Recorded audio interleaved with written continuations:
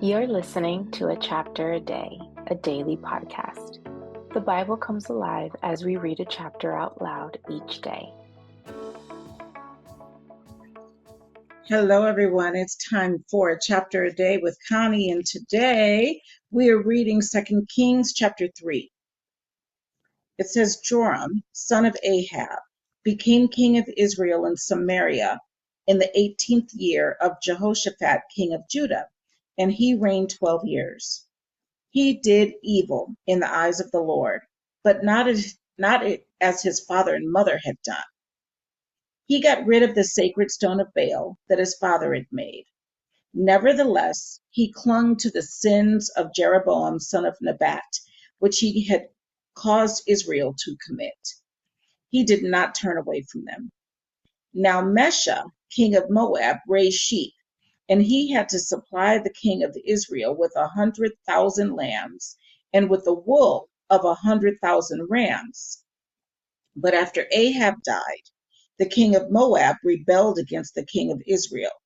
So at that time, King Joram set out from Samaria and mobilized all Israel. He also sent this message to Jehoshaphat, king of Judah. The king of Moab has rebelled against me. Will you go with me to fight against Moab? I will go with you, he replied. I am as you are, my people as your people, my horses as your horses. By what route shall we attack? He asked. Through the desert of Edom, he answered. So the king of Israel set out with the king of Judah and the king of Edom. After a roundabout march of 7 days, the army had no more water for themselves or for the animals with them. What? Exclaimed the king of Israel. Has the Lord called us 3 kings together only to hand us over to Moab? But Jehoshaphat asked, Is there no prophet of the Lord here that we may inquire of the Lord through him? An officer of the king of Israel answered, Elisha, son of Shaphat, is here. He used to pour water on the hands of Elijah. Jehoshaphat said, The word of the Lord is with him. So the king of Israel and Jehoshaphat and the king of Edom went down to him. Elisha said to the king of Israel, What do we have to do with each other? Go to the prophets of your father and the prophets of your mother. No, the king of Israel answered, because it was the Lord who called us 3 kings together to hand us over to Moab. Elisha said, As surely as the Lord Almighty lives, whom I serve, if I did not have respect for the presence of Jehoshaphat, king of Judah, I would not look at you or even notice you. But now bring me a harpist.